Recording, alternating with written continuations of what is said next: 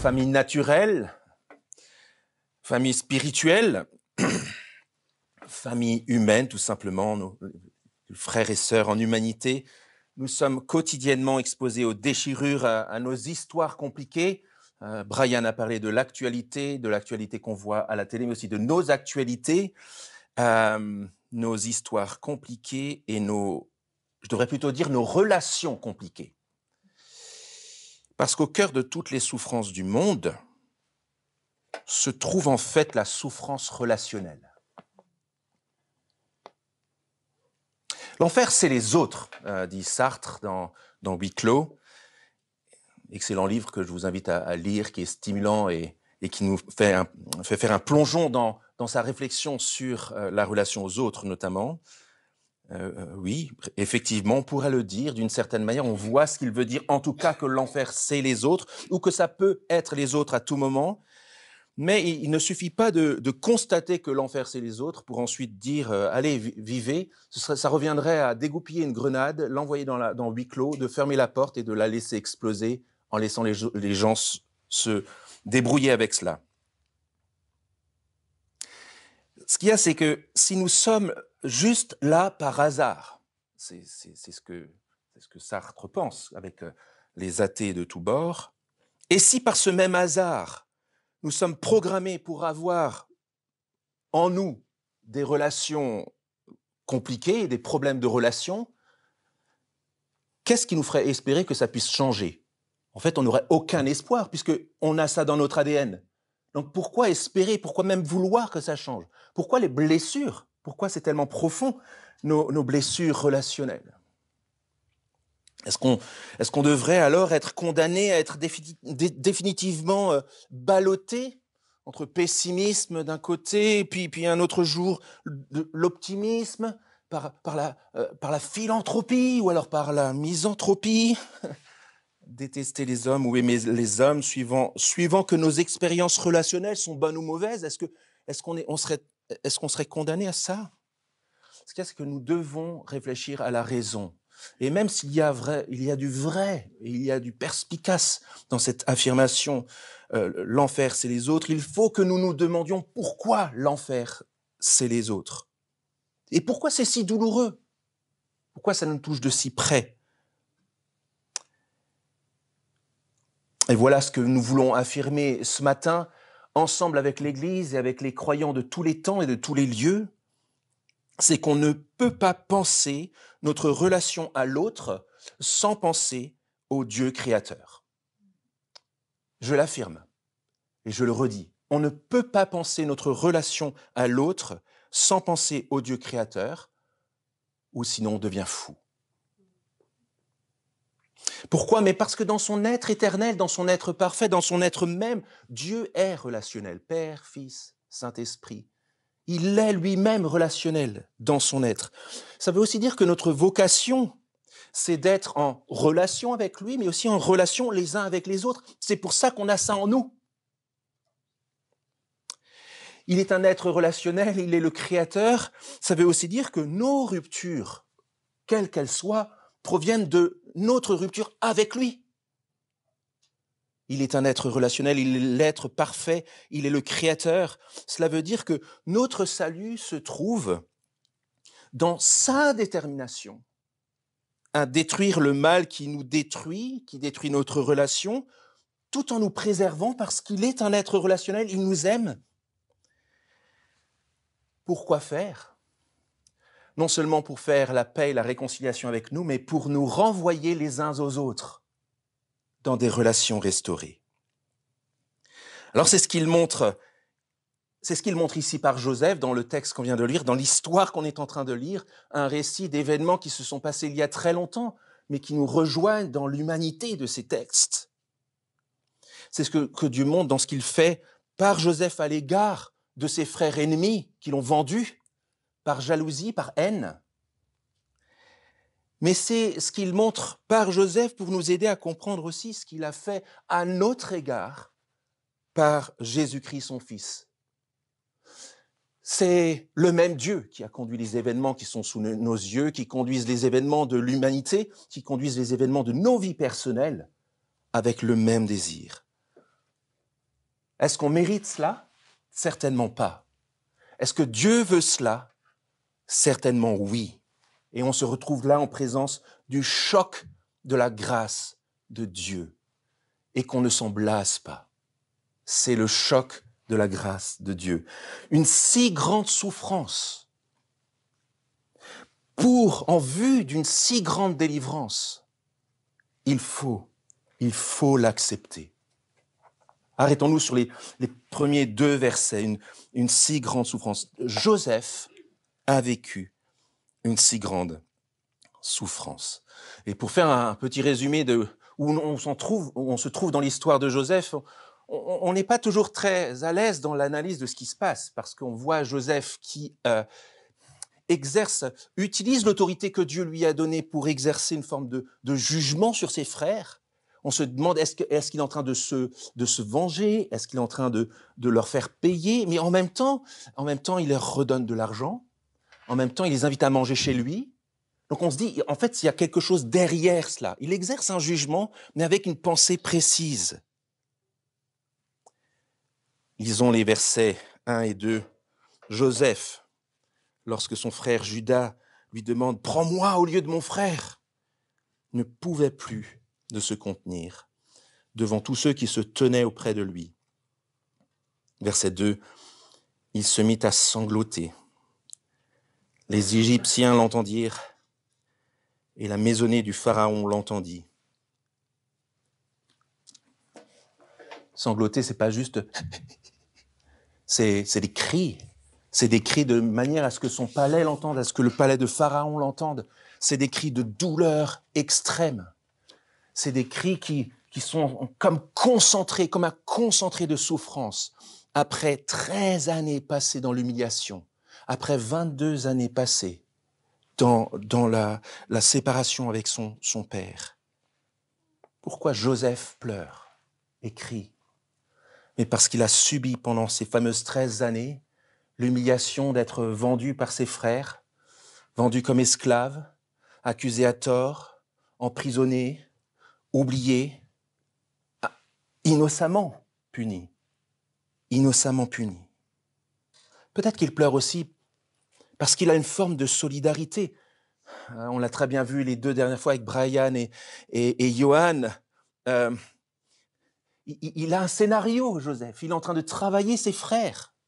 Et là, il voit Judas dans le texte qui précède. Si vous regardez les versets qui précèdent, il voit Judas qui, au lieu d'être l'artisan de sa vente en esclave, se retrouve à genoux, au pied du mur, coincé, contraint, espérer que, en se livrant lui comme esclave, il pourra peut-être préserver le fils préféré de son père, en acceptant que c'était pas lui le fils préféré et que son père l'a méprisé si longtemps.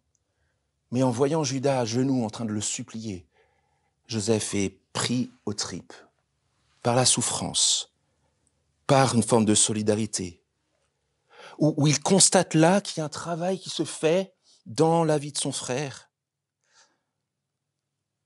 Et en lisant ça, on peut se poser la question, c'est peut-être un rappel de notre responsabilité humaine par rapport à notre vocation de prendre soin et d'être le gardien de nos frères et de nos sœurs.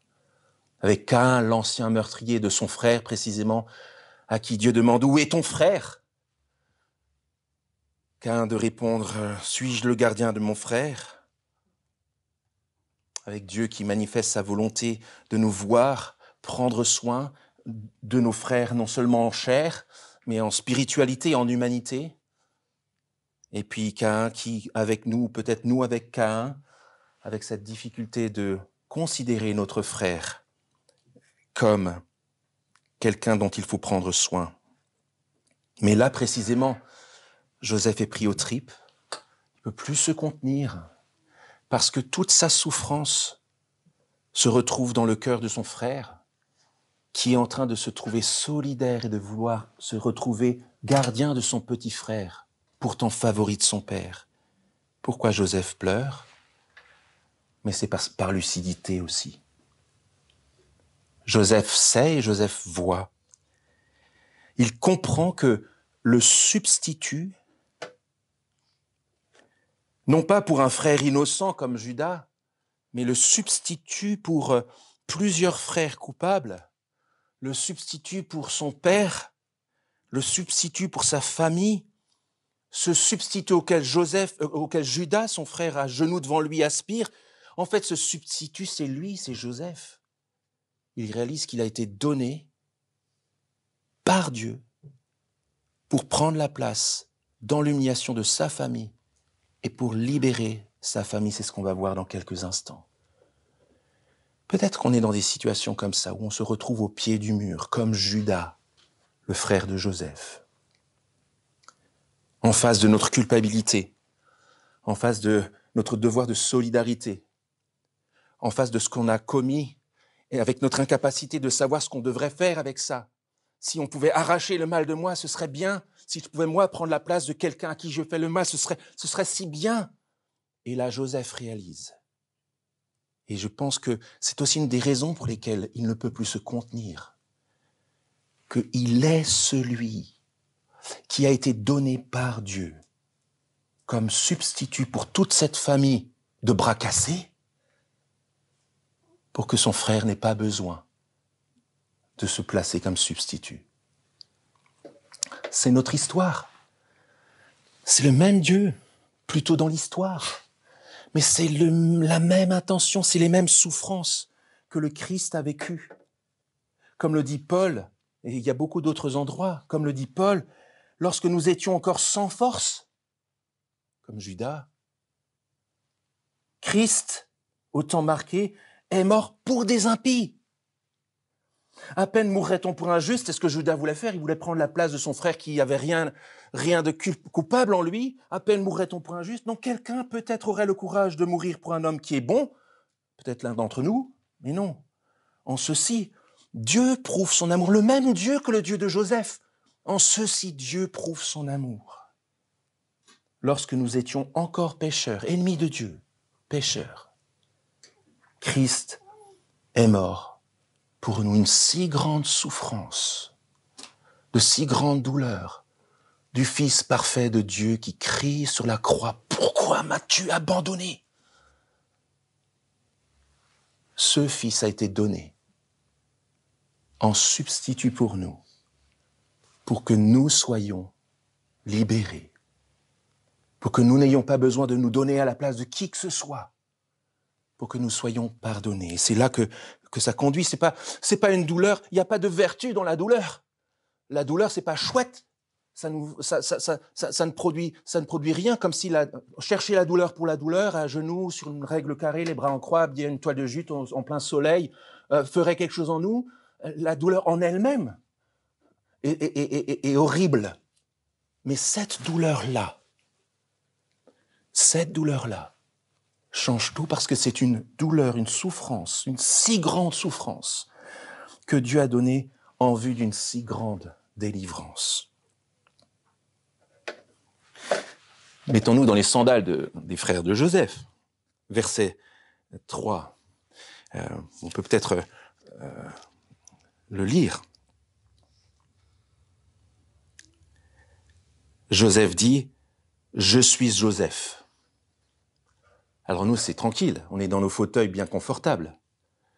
Mais eux se retrouvent tous à genoux devant lui, en repensant au rêve que Joseph avait eu, que tout le monde serait devant lui, à genoux, et c'est la raison pour laquelle ils l'ont vendu. Et regardez le chapitre 42, revenez en arrière au chapitre 42, ce qu'ils ont dit au premier coup de pression, verset 21. 42, 21. « Oui, nous avons été coupables envers notre frère, car nous avons vu la détresse de son âme quand il nous demandait grâce et nous ne l'avons pas écouté. C'est pour cela que cette détresse nous arrive. » Et Ruben d'ajouter, le grand frère, « Ne vous disais-je pas, ne commettez pas un crime contre cet enfant, mais vous n'avez pas écouté, maintenant son sang nous est réclamé. » Et là, ils entendent de la part de cet homme haut placé, « Je suis Joseph. » Ils étaient épouvantés de se trouver en face de lui. Bien évidemment, quelle devrait être la prochaine étape? Logique, méritée, humaine. la vengeance. La vengeance, le jugement, l'exercice du jugement juste contre eux. Mais c'est là au cœur du désespoir le plus total, où Judas et ses frères sont là en train de trembler. C'est là au cœur du désespoir le plus total que la délivrance la plus inattendue, la plus imméritée, la plus grande intervient. Regardez ce que Joseph leur dit. Approchez-vous. Alors déjà, ils tremblent en approchant. Et Joseph qui leur dit, verset 5, « Ne vous affligez pas, ne soyez pas fâchés de m'avoir vendu, car c'est pour vous garder en vie que Dieu m'a envoyé devant vous. » Il est passé esclave, accusé injustement, prison, oublié, mais il leur dit que c'est Dieu qui a permis cette humiliation-là pour les garder en vie. Verset 7 encore. « Dieu m'a envoyé devant vous pour vous assurer un reste dans le pays, pour vous permettre de survivre par une grande délivrance. » Verset 8. « Maintenant, ce n'est pas vous qui m'avez envoyé, mais c'est Dieu. Il m'a établi père du Pharaon, c'est-à-dire haut conseiller, seigneur de toute sa maison et gouverneur de tout le pays d'Égypte. » Dieu manifeste sa souveraineté à travers la souffrance de Joseph pour le bien de son peuple. Et c'est pas tout. Il leur dit plus tard, je pourvoirai, je prendrai soin de vous, d'une manière abondante. Vous n'avez rien à craindre.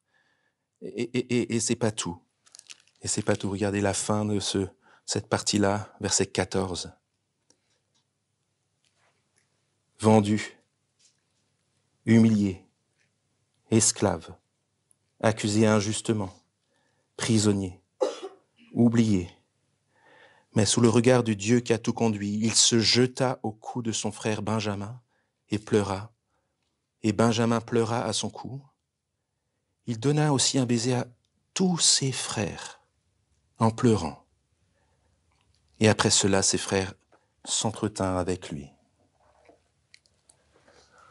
Benjamin, c'est énorme ce qui lui arrive. C'est là maintenant qu'il apprend ce qui s'est passé. Parce que pendant toutes ces années, il a vécu dans la nouvelle de la mort de son frère. Il ne savait rien de la trahison par rapport aux 10 autres frères. Et il se retrouve là en face de son frère, qui a été humilié injustement pour relever tous ses autres frères. Il repense à toutes les fois où il s'est retrouvé seul avec les autres frères. Il s'est dit... Et là, c'est la réconciliation. Un Dieu qui pourvoit et au lieu de les juger, a voulu l'humiliation du frère innocent pour les faire vivre et qui va abondamment pourvoir à leurs besoins dans une relation qui promet d'être restaurée, même si ça ne va pas être facile. On va le voir dans les autres dimanches. Ça, les amis, c'est ce qu'on appelle le choc de la grâce. Et c'est un choc qui doit demeurer en nous, comme quelque chose dont on ne peut pas, on ne doit pas se blaser. Alors que nous étions devant notre péché, alors que nous méritons la vengeance et la justice du Dieu qui juge le mal. Voilà comment notre Dieu répond. Voilà la réponse de notre Dieu. Voilà comment il traite le mal qui est en nous, entre nous tous et entre nous et lui, par la grâce, le pardon, l'abondance de la vie et la réconciliation. Voilà qui est notre Dieu. Voilà le Dieu que nous célébrons. C'est un hymne. Que notre vie soit un hymne à la souveraineté, à la beauté de la grâce surabondante de Dieu. Pas besoin de se substituer, pas besoin de se donner, plus besoin de se sentir coupable.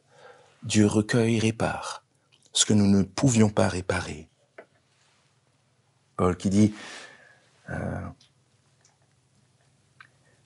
en ceci Dieu prouve son amour envers nous lorsque nous étions encore pécheurs. Christ est mort pour nous. À bien plus forte raison, maintenant que nous sommes justifiés, déclarés justes par son sang, par ses souffrances à lui,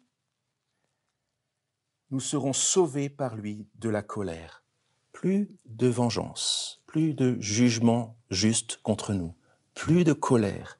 La colère de Dieu s'est apaisée, car si lorsque nous étions ennemis, nous avons été réconciliés avec Dieu par la mort de son Fils, son humiliation, à bien plus forte raison, étant réconciliés, serons-nous sauvés par sa vie. Dieu m'a élevé, dit Joseph, pour vous donner la vie. Dieu a voulu la mort de son Fils pour qu'il se place en substitut pour nous, pour que lorsqu'il est revenu de la mort à la vie, et on va le célébrer, nous annonçons la mort du Christ jusqu'à ce qu'il vienne. C'est la vie qui nous est promise. C'est le choc de la grâce abondante et imméritée de Dieu. Et cette grâce-là, il faut l'accepter. Une si grande souffrance pour une si grande délivrance, il faut l'accepter. Et c'est pas juste une acceptation initiale lorsqu'on devient chrétien. C'est une acceptation au présent continu. I am accepting. Au continu. Parce que nos cœurs sont retors. Nous avons du mal à croire et à continuer à croire qu'il a vraiment fait ça. Et c'est intéressant parce que dans la dernière partie du texte, dans ces versets 16 à 28, c'est un peu ce qui ressort, qui découle de tout ce qui vient de se passer là en privé entre Joseph et ses frères. En fait, tout le monde s'aligne. Ou tout du moins, tout le monde se trouve contraint à s'aligner. D'abord, le pharaon, je ne reviens pas sur son discours, c'est intéressant, c'est un gentil pharaon, on peut dire ça comme ça, contrairement au pharaon qui va venir après, qui n'a pas connu Joseph. Mais quand même, pharaon s'aligne, alors bien sûr il dit fais ceci, tu diras à tes frères. Mais en fait, depuis 2-3 chapitres, lorsque les Égyptiens sont venus lui dire « Nous avons faim », il a déjà dit « Allez voir Joseph ». Donc en fait, il est lui-même dépendant de Joseph. Et lui-même s'aligne. Donc c'est peut-être un avant-goût, on va voir, des puissants qui un jour s'aligneront sur la gloire de Jésus. Le pharaon s'aligne. Et les frères s'alignent. Et ils vont devoir continuer à le faire jusqu'à la fin. Je fais un petit spoiler là. À la fin, jusqu'après la mort du papa. Ils essayeront de dire, est-ce que vraiment il nous a pardonné? Est-ce que vraiment on va pas mourir, il va pas se venger maintenant que papa? C'est difficile de s'aligner sur cette grâce qui est offerte. En coupable, gracié. On peut lire le verset 24 qui est un échantillon de cela. Verset 24, Joseph, lapsus révélateur, ça commence par la même lettre. Joseph qui laisse partir ses frères et qui leur dit « Ne vous querellez pas en chemin ou ne soyez pas remplis de crainte en chemin. » La colère s'est tue. Le jugement s'est apaisé. C'est plus le moment, là, d'être dans la crainte de la vengeance. Mais ça, c'est difficile. Alors le pharaon en puissant s'aligne, en puissant impuissant s'aligne. Les frères vont devoir apprendre à s'aligner sur ce qui leur est offert. Et le père, Jacob, à partir du verset 25 et suivant, doit aussi s'aligner en bénéficiaire et non pas forcément en coupable ici. C'est très intéressant parce que lorsqu'on a vu le cheminement long des frères qui ont changé, qui se sont retrouvés en train de reconnaître leur tort d'une manière ou d'une autre, lui, Jacob, n'a pas changé beaucoup. Il est toujours pris au piège de ses fonctionnements toxiques. Il dit « mon fils », alors il est en face de tous ses autres fils, donc, mais il dit « mon fils, je reverrai mon fils ». Il a montré à quel point il préférait Benjamin que les autres, il l'a redit encore. Donc lui, il n'a pas beaucoup changé, toujours boiteux dans sa foi, un peu comme nous, usé par la vie, très certainement usé par la haine et le mensonge et les jalousies de ses propres fils. Et finalement, oui, lui aussi s'aligne. Quand il dit « c'est assez », au verset 28, « c'est assez », il le dit à qui? Est-ce que il le dit à ses fils ou est-ce que c'est une résolution personnelle en disant je prends la décision, c'est assez, mon fils Joseph vit encore, j'irai le voir avant de mourir. Une si grande souffrance pour une délivrance si grande, il faut l'accepter. C'est un appel solennel à la réponse. Répondre à la grâce souveraine de Dieu. Telle est l'invitation qui nous est adressée. Voilà ce que Paul dit pour conclure. Par sa mort, pour des ennemis et des pécheurs, des pauvres gars comme vous et moi, le Christ nous a réconciliés avec Dieu. Par sa vie, il nous offre la vie. Résultat, nous nous glorifions en Dieu par notre Seigneur Jésus-Christ, par qui maintenant nous avons obtenu la réconciliation. C'est-à-dire nous trouvons notre fierté. C'est pour ça qu'au début je disais, voilà, ça c'est notre Dieu. Ça c'est notre Dieu, c'est mon Dieu ça. C'est mon Seigneur. C'est ce qu'il a fait. C'est comme ça qu'il est. C'est comme ça qu'il nous traite. C'est le choc. C'est le choc de la grâce de Dieu. Et c'est ce qu'on appelle l'évangile. C'est l'évangile selon Joseph. La bonne et grande nouvelle de Dieu à une humanité qui l'a rejeté depuis sa naissance, depuis les origines, depuis notre naissance et constamment. C'est l'évangile, la bonne nouvelle de Dieu, déjà visible dans la vie de Joseph. On est là au sommet de l'histoire, vous avez sans doute remarqué, parce que tout était préparé déjà par les premiers rêves de Joseph, où Dieu lui avait dit « c'est là que tu vas ». C'est là que tu vas, il ne m'a pas dit par la souffrance. Tout avant cet épisode-là qu'on a sous les yeux prépare à ce moment-là. Et après, tout dépendra de ce moment-là. Tout va découler de ce moment-là où Joseph recueille ses frères dans la vie. Et c'est comme pour nous avec la mort et la résurrection de Jésus-Christ, que ce texte prépare. Dieu prépare dans l'histoire la grande et bonne, parfaite délivrance en Christ. Tout ce qui s'est passé avant la croix a consisté à préparer la croix. Et tout ce qui se passe à partir de la croix consiste à découler. Tout découle de la croix. Notre vie découle de la croix. L'histoire découle de la croix. Et tout va vers le retour en gloire de Christ. Nous annonçons la mort du Christ jusqu'à ce qu'il vienne. Nous sommes situés dans l'histoire par cet événement-là. J'aimerais vous parler de Jésus, qui, en connaissance de cause, est venu pour être volontairement non pas juste le gardien de ses frères, mais le sauveur d'hommes et de femmes ennemis. Il savait qu'il fallait qu'il passe par une si grande souffrance que c'était comme cela qu'il rentrait dans la solidarité avec nous, comme ses frères et sœurs. Dans la solidarité non seulement dans l'existence humaine, mais dans la souffrance, et non seulement dans la souffrance, mais dans le jugement qui nous était réservé. Il est venu entrer volontairement dans une si grande souffrance.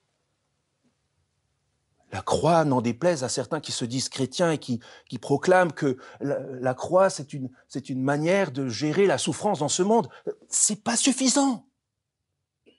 Il y a de ça, mais c'est pas suffisant parce que c'est une si grande souffrance pour une si grande délivrance. C'est, Atalia, la pensée de Christ. Ce que tu priais avant, sur la base de Philippiens au chapitre 2. Il a été obéissant jusqu'à la mort de la croix, aussi Dieu l'a élevé. Il avait ça en tête, que Dieu allait l'élever au-dessus de toute chose pour offrir la délivrance et la vie à ceux qui lui feraient confiance. Les amis, la grâce de Dieu est un choc et peut-être même un électrochoc sur notre cœur spirituel, dont on ne devrait pas se remettre. Que Dieu fasse que par son esprit, nous n'en soyons jamais blasés. C'est à ça que sert l'Église, les chants, la Bible, la prière, les relations interpersonnelles, que nous ne soyons jamais blasés du choc de la grâce, un cadeau de Dieu. Et Jésus a tout fait pour nous. Ça, c'est compliqué. Ça, c'est compliqué. Et je pense que notre manière de réagir, certainement que vous avez vos pistes, et peut-être que ce texte résonne d'une manière particulière, et peut-être parfois différemment en chacun de vous. Mais je me disais, voilà, les 3 choses que ça peut produire, c'est bien sûr l'humiliation. On est avec Judas à genoux de Jésus, au pied de Jésus. C'est humiliant. On voudrait bien, nous, être en mesure de nous substituer, de proposer un substitut, d'arracher quelque chose en nous, de nous arracher pour les autres. On voudrait bien, mais en fait, c'est pas ça. Dieu l'a fait. Et c'est humiliant pour nous. Dans l'ADN du chrétien se trouve l'humiliation. Et la fierté du chrétien, la posture de fierté, c'est une posture à genoux devant Dieu qui a tout fait. Ça nous conduit évidemment aussi à l'adoration. Notre vie, nos paroles, nos attitudes, notre rapport à tout ce que nous traversons dans notre journée doit être une adoration, pas juste le dimanche matin quand on chante. Notre vie devrait être un hymne. Et il commence à l'être. C'est ce que l'Esprit fait en chacun de nous, de produire un hymne à sa gloire, à la gloire de sa grâce. Et puis évidemment, la réconciliation, si Jean-Paul était là pour écouter. Jean-Paul Sartre. C'est que quand on a considéré cette question des autres et de l'enfer, que l'enfer c'est les autres, quand on l'a considéré dans le cadre du Créateur, qui organise dans sa souveraineté la vie de l'humanité, nos propres vies, pour nous réconcilier avec lui, il y a une porte de sortie à ce huis clos. La porte s'ouvre et c'est la liberté derrière. La liberté, et comme je le disais avant, du Dieu qui, nous ayant réconciliés avec lui, nous renvoie les uns vers les autres, avec des capacités nouvelles d'être réconciliés les uns avec les autres. Un dernier mot avant de passer à ce souvenir, c'est bien que ça tombe aujourd'hui. Le rappel de l'humiliation et de la gloire, de la mort et de la résurrection du Christ. Jacob.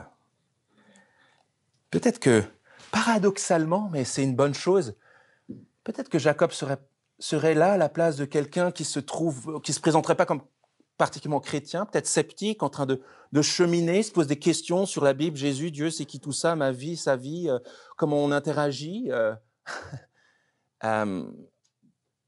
Jacob, c'est intéressant parce que à travers des méandres de sa vie, des douleurs, des doutes, à travers les déceptions et déchirures, pris au piège dans ses fonctionnements toxiques, il entend quand même la voix de ses frères. Il n'y en a pas un pour acheter l'autre. De ses fils, pardon, il n'y en a pas un pour acheter l'autre, qui lui disent de quitter, de venir. Et je me demande si c'est pas très proche de... Je me demande si vous êtes en cheminement et que vous vous posez des questions sur le Dieu de Jésus-Christ, vous êtes peut-être dans la peau de Jacob. Invité à venir, à s'aligner sur cette bonne nouvelle. On ne veut pas écouter d'abord nos propres histoires, les méandres de nos vies, nos fonctionnements, nos résistances. Et puis on ne veut surtout pas se dire « Ouais, mais le gars qui me parle là de Jésus, du pardon de Dieu, c'est un pauvre gars comme moi, hein, il vaut pas mieux que moi. » Je vous rassure tout de suite, c'est vrai. C'est vrai. Ceux qui vous parlent de Jésus-Christ ne valent pas mieux que vous. Ce serait une catastrophe que vous le croyiez. Un peu comme les frères qui sont tous des bras cassés ici. Mais il s'agit là de d'écouter cette si grande souffrance qui donne lieu à une si grande délivrance et de nous y attacher, d'entendre « quitte, viens et sois sauvé ». Je vous invite à un temps de prière pour conclure.